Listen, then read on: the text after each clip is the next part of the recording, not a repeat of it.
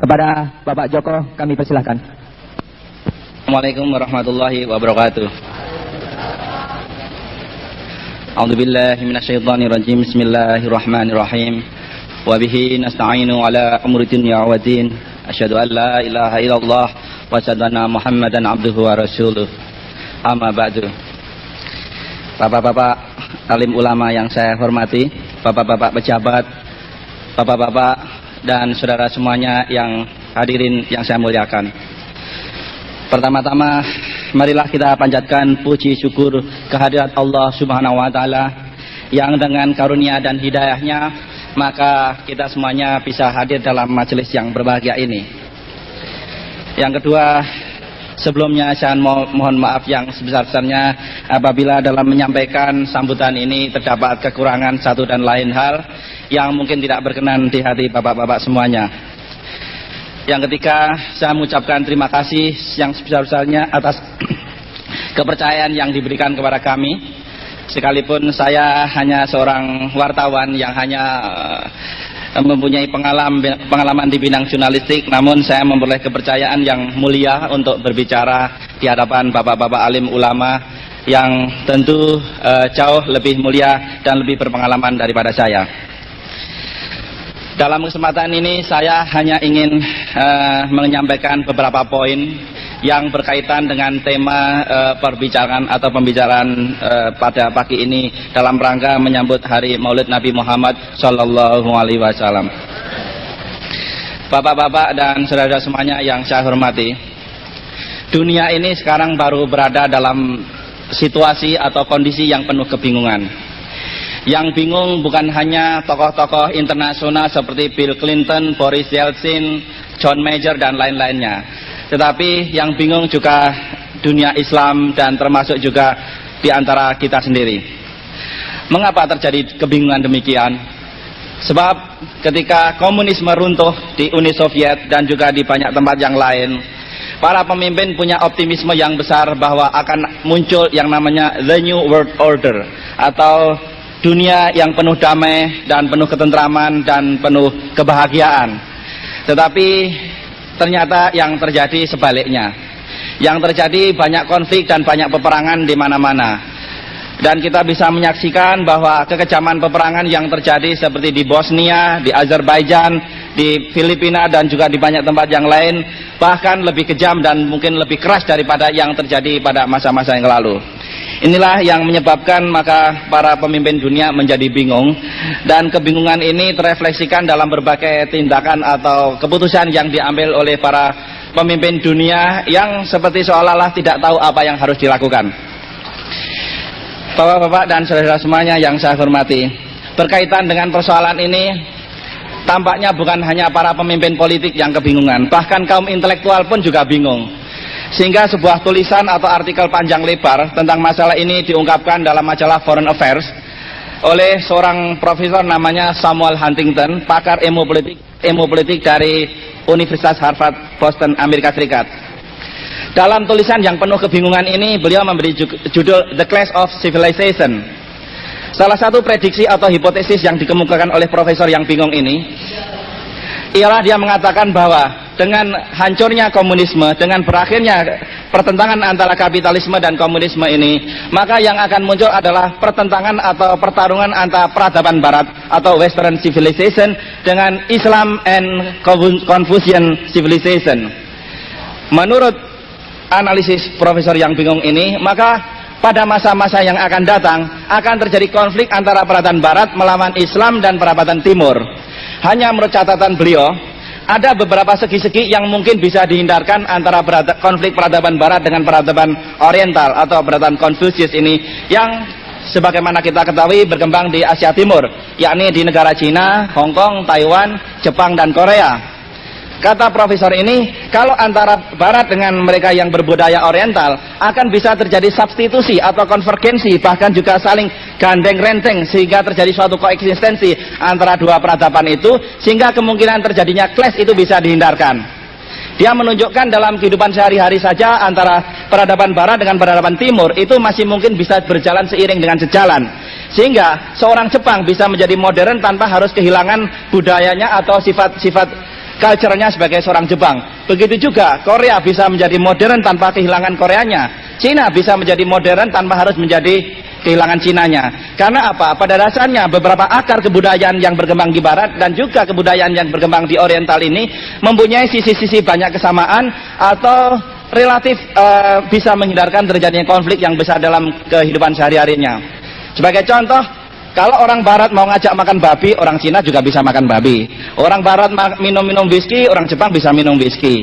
Kalau orang Barat berpakaian membuka aurat, maka orang Korea juga tidak keberatan berpakaian membuka aurat dan sebagainya dan sebagainya. Akalnya menurut Islam, demikian kata profesor ini, maka hal-hal yang mungkin terjadinya koeksistensi atau hidup berdampingan ini sangat mungkin atau sangat sulit dilakukan.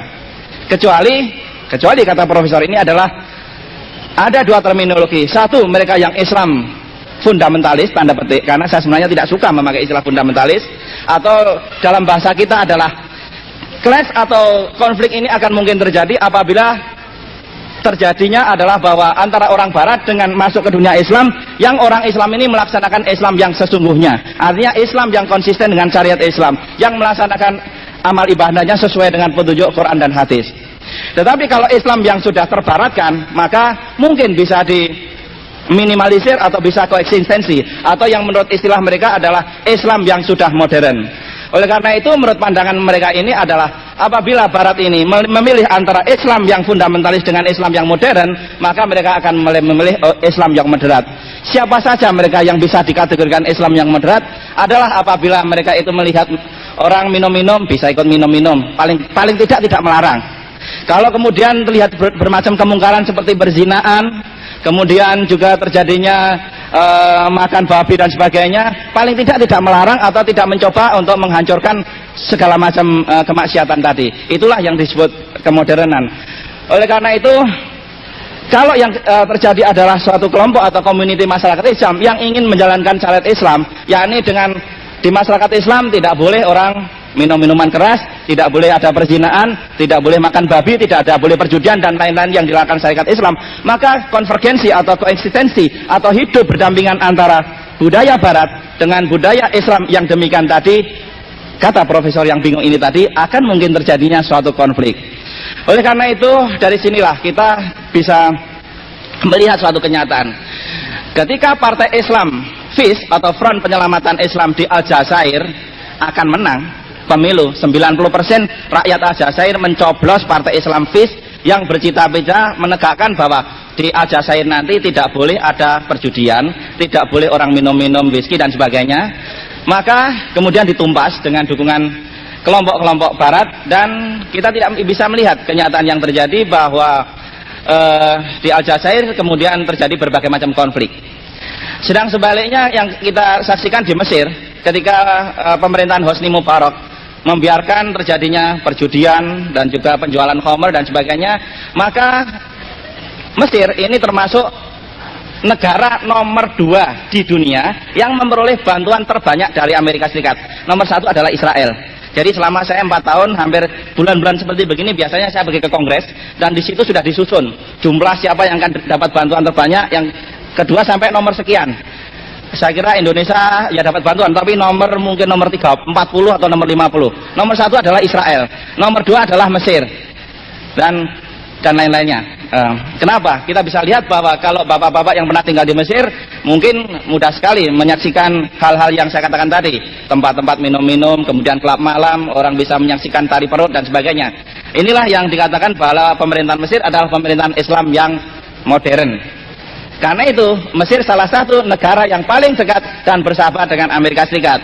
Sebaliknya kalau ke selatan, ke negara Sudan yang sekarang di bawah pimpinan Jenderal Abdurrahman Al-Bashir dengan pimpinan juga dibantu oleh Ustadz Hasan Al-Turabi dari Ikhwanul Muslimin, dikatakan bahwa sekarang ini Sudan termasuk dalam daftar negara teroris menurut Amerika Serikat.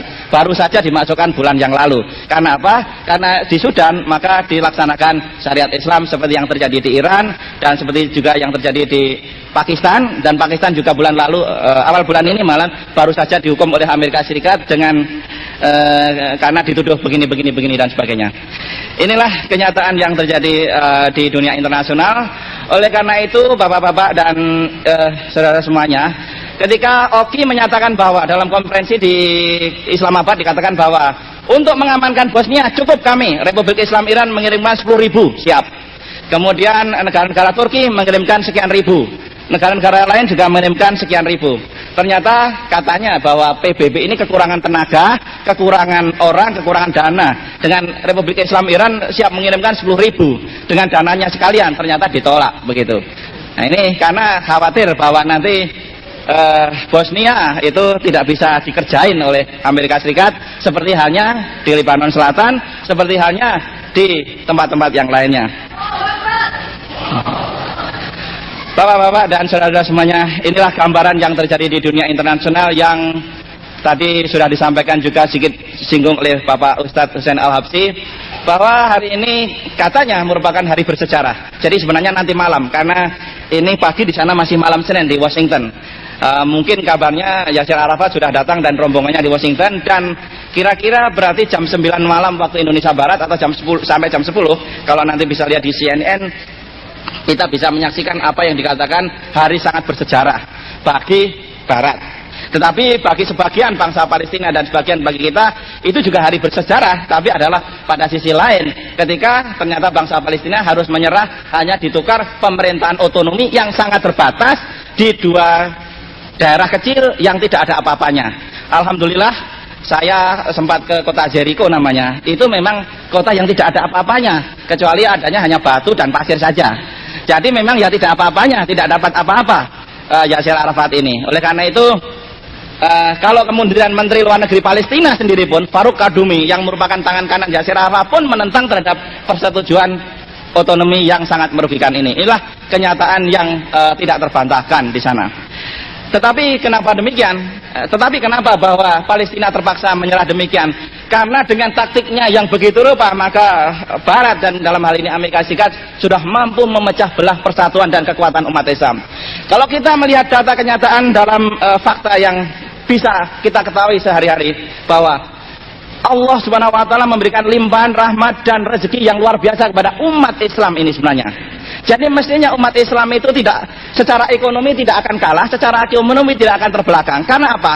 60% atau 65% cadangan minyak dunia itu berada di negara Islam. Memang nomor satu di Saudi Arabia, dia pegang kira-kira 25 atau 30%, yang mana itu sudah proven atau sudah terbukti insya Allah tidak akan habis sampai masa 300 tahun dengan diproduksi tiap hari 6 juta dolar, 6 juta barrel sehari. Dengan jumlah demikian ini, maka sebenarnya sampai 300 tahun Allah sudah memberikan garansi bahwa umat Islam dengan rezeki minyak ini tidak akan kehabisan. Tidak akan kehabisan.